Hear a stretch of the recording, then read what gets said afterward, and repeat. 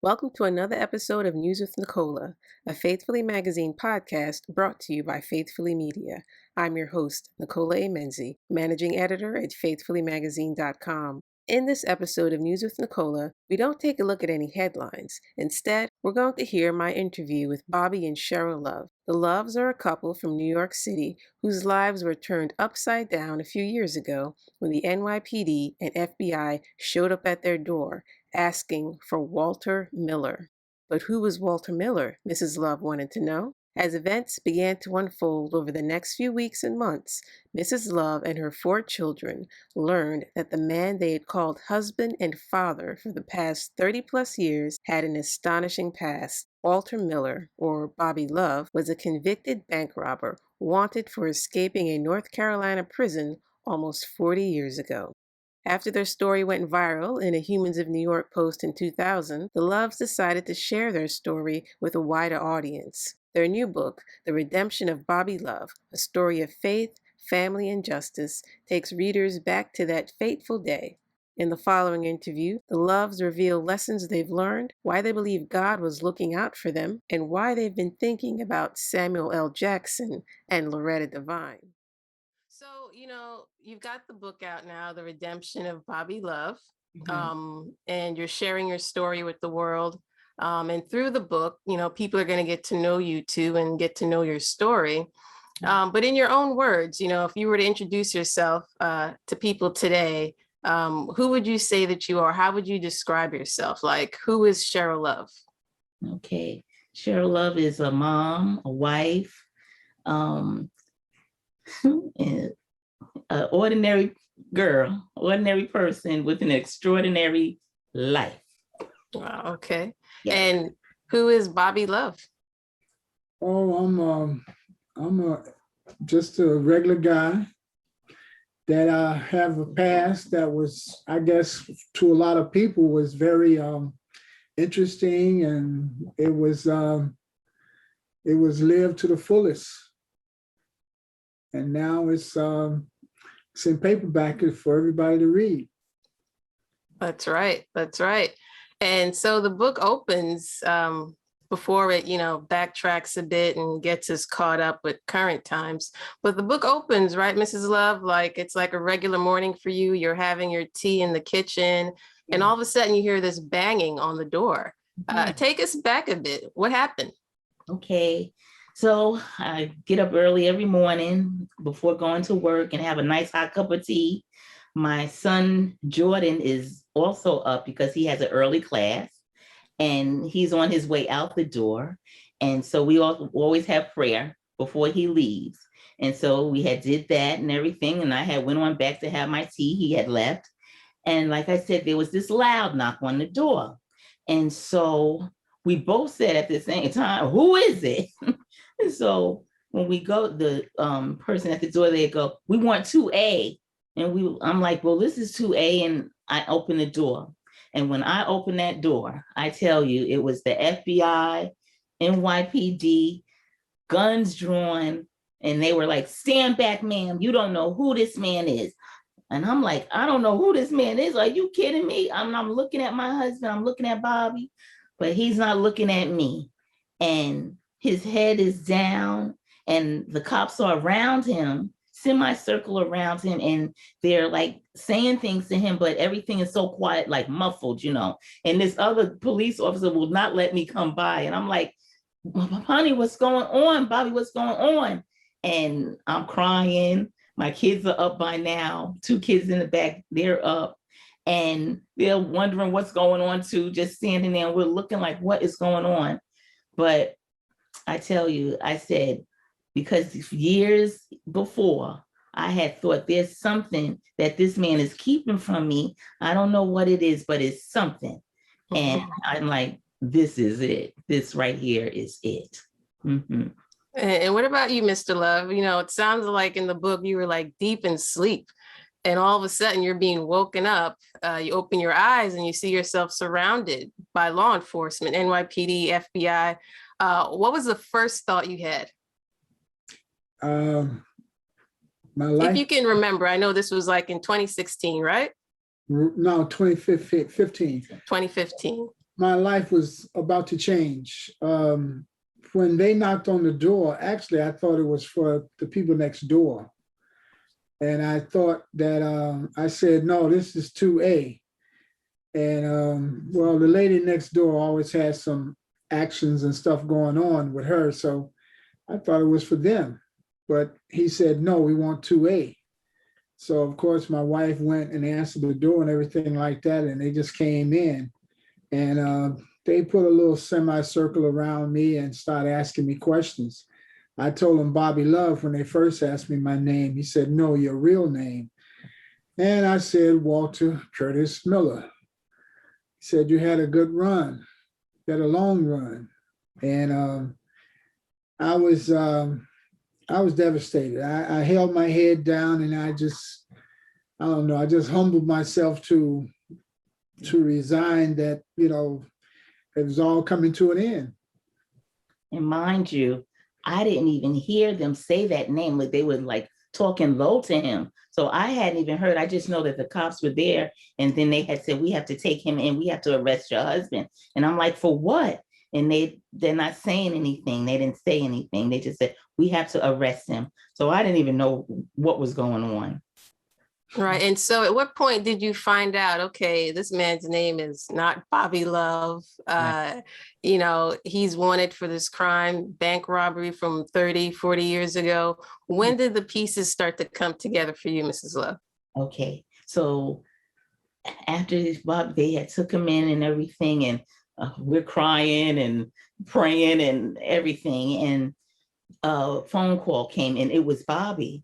And Bobby said to me, he said, also before he had left, he had said, Cheryl, this has happened before you. This was before the children. This has nothing to do, telling me that. So I still didn't know what was going on. So he called me and he said that they had me at Bellevue now, Cheryl, and I was able to get my medicine. And I was so glad to hear that because it was quite overwhelming for me. So I was thinking, I don't know what Bobby is doing, thinking. I don't know what he's thinking. I didn't know if he had suicidal thoughts or what. I didn't know.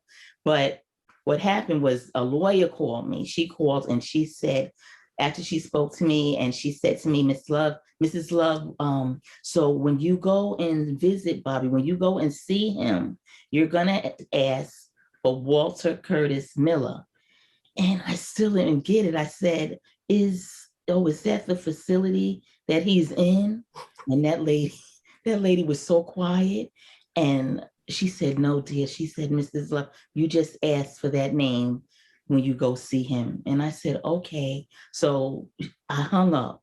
But I tell you, just at that moment, when I hung that phone and hang that phone up, I said to my daughter, I said, Jessie, I said, that's your father's name. And started boo-hooing again. And for you, Mr. Love, I mean, what's going through your mind? You have no idea what your family's thinking. I mean, are you afraid your wife is just going to cut ties with you? Everyone's going to turn their back on you. Like, how are you feeling, from the arrest, and then you find yourself being held on Rikers, transported to North Carolina, things like that? What was going through your mind? Well, before I left, they let me speak to my daughter and my son that was still here. And I told my son, I was crying at that time. And I told my son that, I loved him, and this has nothing to do with y'all's life or anything like that. I said, I hope this won't affect your life, still do, because he was in high school. So I'm telling him to go to school and, just do what you got to do. Don't give up on what you got to do. And I hugged my son, I hugged my daughter, and they walked me out and they handcuffed me outside of the door. But then when I got in the car, the man is giving me a little talk about how this came to be with the arrest and everything. But he's telling me that, man, you have an incredible story. You, man, we didn't want to arrest you. We was not looking for you. Man, you could write a book. Now all of this made me feel good, but yet still they were still arresting me, and I'm getting ready to go. But it was all positive stuff they talked about, you know. That made me feel good. And then when I got to me to Bellevue, I ate some, they bought me a Danish and some orange juice, because some of my medication, if not taken with some food, I get hypoglycemic. So, but the next thing they did was put me in this cold cell. And because, they put you on suicide watch. Excuse me. So I went through all of that. And then next thing I know, I waited, and I did call my wife and told her, at that time, I didn't ask her or say anything about what's going to go forward. But when she got to visit me that Saturday, I told her that I wouldn't be surprised, if she divorced me or anything like that. But she said, no, it's not what it's about. It's about, caring and, getting me through this and helping me to do whatever it is that's going to come next. All right. And tell us a little bit about what got you into this predicament, right? And, reading the book, you sounded like, almost any average teenager, you get mesmerized by material things. You like having money in your pocket. But you just couldn't cut this certain habit that you developed. Tell us about that a little bit. I was a thief. I saw opportunities, or I saw things that I could, steal and stuff like that from different people. When I was in school, I would break in the car. Well, I didn't break into the car, but the car would be open. I would, lift a purse or something like that from a car. I even stole some checks, from people's mailboxes and stuff like that.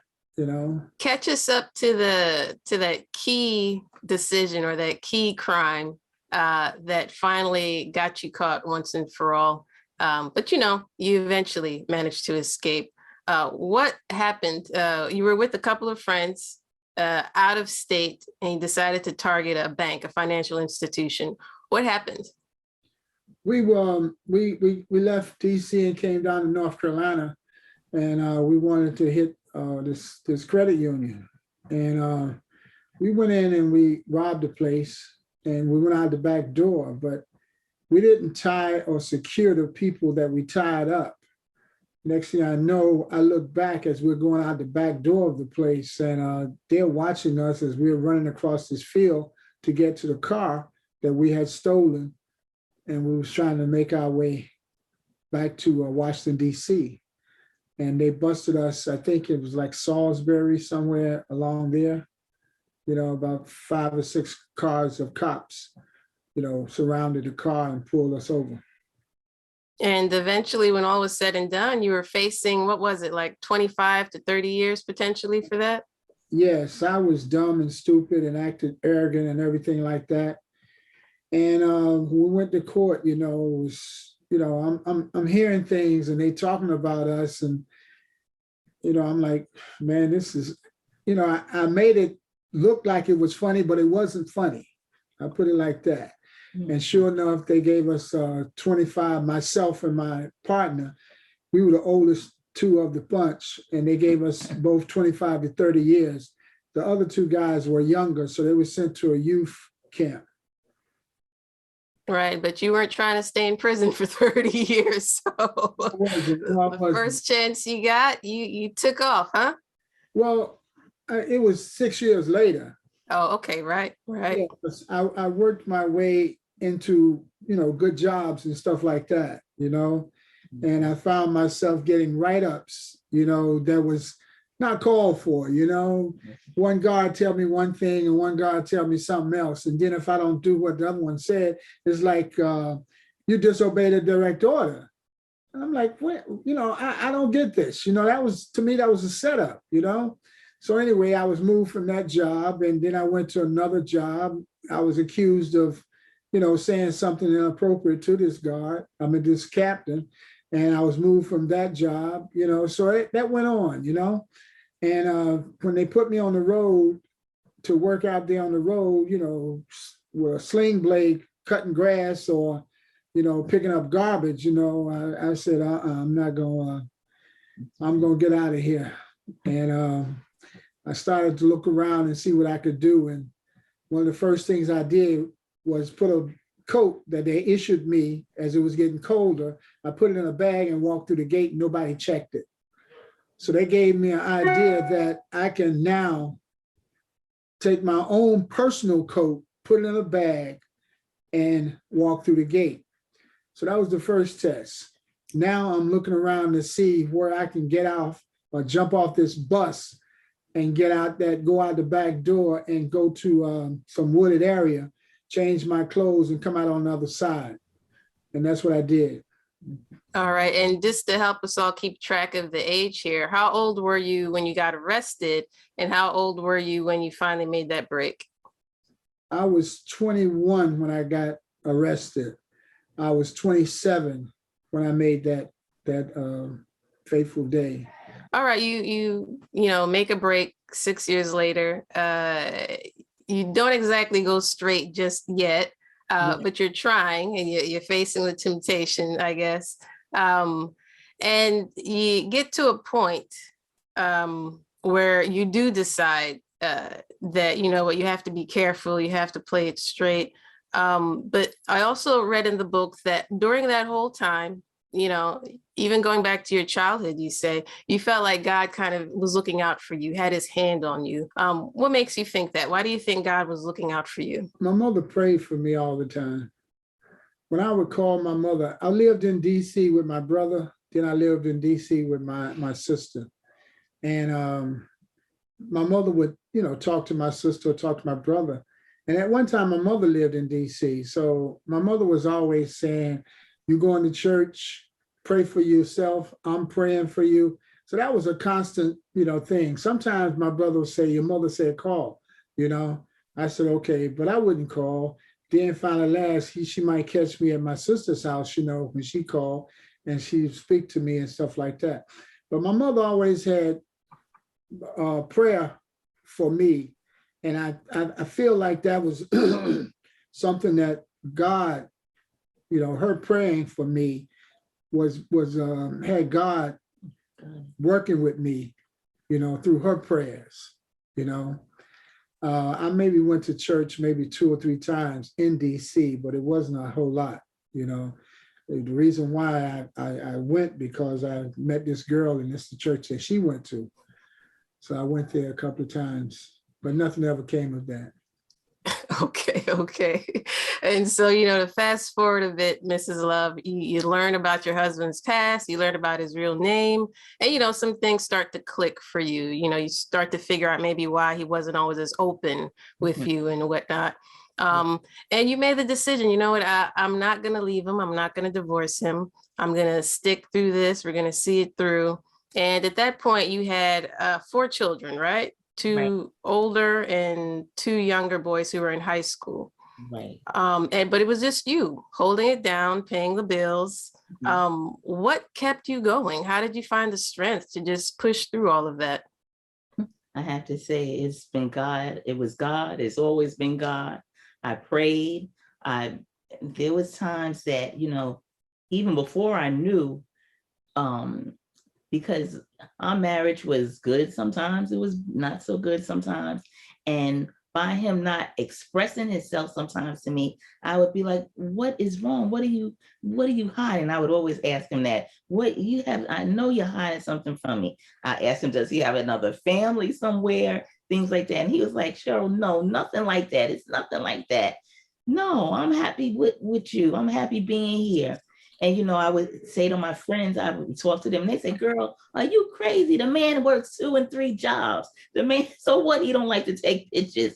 There's a lot of people that don't like to take pictures. So I would just put it in the back of my mind because Bobby was working those 2 and 3 jobs. Bobby was bringing money home to me. Bobby wasn't hurting me. He was loving me. And I wasn't looking for anything bad, but I would have this recurring dream that there was this thick rope coming from his mouth. So to me, that was like, he's hiding something from me. He's not telling me something. But I also had this other dream while he was away, and my mother was in this dream, and she was in the middle of all of us. And she didn't say not a word, but she had such a beautiful smile. Her smile just lit up the whole vision that I had. And it just let me know, don't give up, don't leave, It's going to be okay. And so I get back in there, make another different recipe, learn some different recipes, change the furniture around, and just kept it like that. And we would pray together, me and Bobby, we would um, laugh, sing together over the phone. I even told him, I said, honey, I know it's rough where you are. I said, but listen, treat it like it's a spa. That's like you're in a spa and you're just getting refreshed from head to toe. I said, just think positive about things. I had got him a couple of books, and he had some other books by some of the preachers from church and things. And so we just tried to stay positive. And but I did have to come to the realization of this man of 30 some odd years has deceived me. He has deceived you, Cheryl. So you got to first get in touch with that, and I did. And I talked to him, and we talked about that. And he had even said, I wouldn't, if you want to leave me, Cheryl, I will understand, but I love you. I want to be with you. And I said, I love you too. And I want to be with you. But I had to come to some realizations of things. And people from my church, I had my godmother, they was like, everybody has a past. Everybody has a past. But do you desire to be with this man? Do you desire to be with him, Cheryl? And it was just like, I know that's very simple, but it opened my eyes and say, that's the truth. Everybody does have a past. I didn't know those things what Bobby was doing back then. I didn't know Walter Curtis Miller. I knew Bobby Love, and he was taking care of me and the children, and he was doing good things in the community, and that's who I knew. And so, Mr. Love, you spent about a year in North Carolina, right? From once they arrested you at your home in Brooklyn and, put you in custody. And so during that year, I'm wondering, were you at peace with what was happening? Like, did you think that was justice? It was just that they finally got you when you were serving the time maybe that you should have served? Or do you feel like, after all these years, these decades, you've shown yourself to be an upstanding citizen, and it was unfair that they're coming for you now? What do you think about what happened? Was it just or unjust? It was unjust, but those were the rules. And plus, the lawyer told me they could charge me with escape from way back then, but they didn't. So I was told I wasn't going to be charged with, escaping back in 1977, but I'm still going to have the balance of my sentence to do. And that's going to end in 2024. And I'm like, wow, I didn't think that was, part of it. I figured, time don't stop. That was my thoughts. But they said, no, you still got the balance of your sentence to do, which is 2024 is when I would, finish my whole sentence. So when I got to Spruce Pines, I was in a cell with another guy, a white guy. He was a young kid, and he started asking me questions about myself. And he had, I think he had 18 months for something he had done. And I told him my case goes back to the 70s. He said, "What?" He said, "How much time did you have?" And I told him I had 25 to 30 years. He said, and it goes back to, I tried to explain to him, I told him a little bit about my escape and stuff like that. And so getting that out, I was done talking to him and at least telling him about myself, So now I'm looking to go to church. I'm looking to read my Bible. I'm going to relax in this cell as much as possible. Once I got some money and go into that dining room, that was not a part of what I wanted to do. Now they had a religious group that come in there. They were called the, the Rock of Ages. This was an old, most of these guys were retired preachers, and they came in and they talked to you, and they talked to you about God and everything like that. So they would come in for about a week or so. They spent 3 weeks with us once I got there. And that gave me a good feeling. They gave me a Bible, which I already had a Bible, but they gave me another one. And I went to church as much as I could. 3 times a week we had church. We had it on Sunday, we had it on Monday, and we had it on, I think, Friday. So those things were a comfort to me, just doing what you had to do, and try to make this time here as pleasant as possible and as comfortable as possible. So then I find out from my lawyer, who had a comment that I particularly didn't like. He said that don't get your hopes up, because nobody goes out or gets released first time for the crime that you committed like this. I told him to keep your negative comments to yourself. If you don't have anything positive to say to me, don't say nothing. So we got that straightened out, and he said, and then I found out they was going to give me parole. They was going to have a hearing for me October the 27th. I found that out in July. And my wife, my daughter, my father-in-law, and my sister were able to go to that hearing. Now, in the interim, they had already got a lot of people to write letters for me about my character. And those things were presented to my wife. Well, they gave them to my wife, and my wife gave them to the lawyer. So they went to the hearing, and a couple of weeks before Thanksgiving, they called me over to this gym where the guy that was assigned to be my counselor, he said, "You just made parole." And I said, "Oh, okay." And I was elated.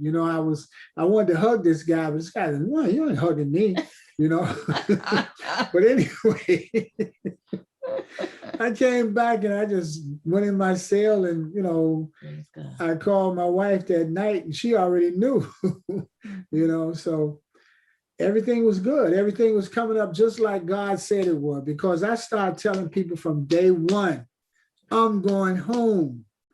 I am going home, Because he had rehabilitated himself in plain sight without even letting me know things. Bobby was doing such good things in the community. He had raised a family, had got married, raised a family, nice man. He would get along with people, easygoing.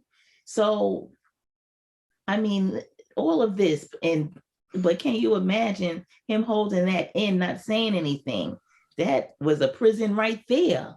So, and he said that he was remorseful for the things he had done. And, I wish I hadn't gone that route, but, like everybody does have a past, and I'm not too particularly proud of what I did. I'm not proud of that. He says, but I'm thankful. I'm thankful that I'm where I am today, and that God has changed things around for me and, for our family. All right. And there's actually a part in the book here near the end where you talk about being regular people. And I'm just going to read what it says here. And that's what we are: regular people with a past that doesn't define us, but it's one that has made us who we are today. So what do you mean by that when you say we're regular people with a past, and our past doesn't define us, but it's made us who we are today? My spiritual guidance is Reverend Hobbs, Bishop Hobbs. And from him, I learned a lot. I learned a lot to not let things put you in a situation that you don't want to be in. I used to go to that church, and for so long, I used to sit over there on the side. I didn't talk to too many people. Cheryl had bugged me and told me, go to church, come to church. I would come every once in a while, but I'm working 2 jobs, and my thing was to sleep on Sundays when I was off. But as time would go on, and listening to Bishop, I just started to learn a lot from his preaching. I learned a lot, and some of his preachings, I think I felt like they pertained to me as he preached about, the different scriptures. And that gave me a different feeling in myself, and my wife was, she was already brutally honest about everything. Her truth was there, so I was building my truth. Learning about myself through the eyes of my bishop has caused me and helped me to be who I am today. So what's life like for you two today? I have to say it's so much better. We can truly be our authentic self, be truthful. That's what I have learned. Writing this book has just opened our minds and really taken me back to taking me down memory lane. And that could have been me. That could have been me. It could have been somebody else. But this is my story. This is Bobby's story. And what I also learned was that forgiveness. Yes. You have to forgive. You have to forgive. If I felt like if I didn't forgive, and he too, if he didn't forgive the things that he had done and ask God to forgive him, that we would be bitter. It would be a bitter relationship. And we did not want that. We didn't want that. So it was just so therapeutic, this whole thing. So I would just say to people, be truthful, speak your truth. Don't be isolated, because at first I didn't want this to come out at all. I was like, oh boy, we're just out there now. This is too much. But it was all for our good. It was all for the betterment, for the good. And I saw where our story was helping people, really helping people. Yes. And I sat down when my daughter said, Mommy, have you read some of these comments from the Human of New York story? And I was like, no, and I don't want to read it. She said, Mommy, you need to read them. So I really sat down in our basement that day, and I sat down, and when I looked at some of those comments, they were saying things like, oh, Miss Cheryl, thank you for speaking your voice. This man had thanked my husband because he was thinking about killing himself. He was having a very tough time with his marriage, and he thought about ending it, just ending the marriage, ending his life. He said, I'm so glad to hear your story, man, that you told this story, that you came through with flying colors. God bless you. And like I said, when I read it, oh my goodness, I just booed, I just cried. I said, God, you are healing me right now. Yes. I can't hold this back. We got to let this be known. People are need to hear the truth. The truth will make you free. That's right. It'll make you free. It's great that, you got to the point where you realize, what you're going through or what you went through wasn't just for you, right? Isn't that how a testimony works? Right. It's not just for you, but, telling that story, letting others hear about it, and how God showed up for you all that time, inspires other people. So that's why I love your story, love your book, wanted to speak with you too, because it's just an inspiring story. As you said, you're regular people with a past. Everyone has a past, but our past doesn't necessarily define us. So it's amazing. Thank you for, taking time to talk with me today. And, just one final question before we go. Obviously, it's a great story, great book. Do you think at some point this may down the road turn into like a movie? I'm seeing it as like a Lifetime movie, or even in theaters. Has that thought ever crossed your mind? We had some talks with some people, but they didn't.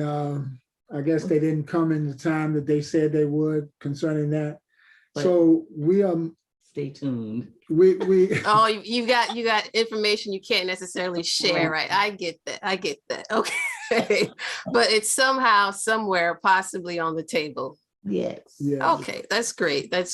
So, all right then, Mrs. Love, who would you like to play you? Who should play Cheryl Love in this movie? Well, I thought about what's the oh my goodness, I can't think. Divine. Loretta Devine. I thought maybe she would be great. And then my other lady I love so much, Octavia. Octavia Spencer. All right. Her. Mm-hmm. I can see that. All right. And for you, Mr. Love, who should play you? And of course, your story obviously goes through different stages, right? From when you're a youth to your older years. So for whichever part of that, when you consider a movie, who do you see playing you very well? What's his name? Jackson. Jackson. Samuel Jackson. Samuel L. Jackson. All right. Wow. I can see that. I can see that. Okay. Wow. Before I let you go, I know we've spoken about a lot, but is there any parting thought, any final word that you just wanted to put across that, we didn't bring up yet? Mm-hmm. Well, keep your head up. Don't let yourself get down on anything that's happening in your life. Mm-hmm. You can work it out. You can work it out. There's a scripture. Talk to God, mm-hmm. And you can work it out. Yes, definitely. I was going to say there's a scripture that we love. There's many of them, but there's this one that says, all things work together for the good of those who are called and who love God and are called for his purpose. And that says all things. So that's good things and bad things, but it all works together for your good. I was mad when that person, whoever it is, called my husband. I was like, who could do something like that? They don't even know, but look how it turned out, all for the good. And I had always been praying for him, So, and also let your light shine. Let your light shine. You may think somebody's not looking, but somebody's watching. Mm-hmm. Somebody's looking at you. Mm-hmm. So let your light shine. Be kind to people. That's what I want to say. All right, great. Thank you again. Thank you so much. And I hope, as I said, everyone gets to hear your story. Thanks for tuning in to this episode of News with Nicola, where we aim to keep things real, relevant, and faithful. To get more exclusive content and to watch the video version of this interview, just head to faithfullymagazine.com. However, you'll need to be a Faithfully Magazine partner subscriber to access our exclusives. So if you're not already a subscriber, just click the subscribe button on the website. You can try it out for 30 days for just $5 and cancel your monthly subscription at any time. If you've got some thoughts or questions about this episode, I'd love to hear from you. Just send me an email at podcast@faithfullymagazine.com. This is Nicola A. Menzie, managing editor at faithfullymagazine.com, hoping I'm leaving you informed and inspired. Till next time.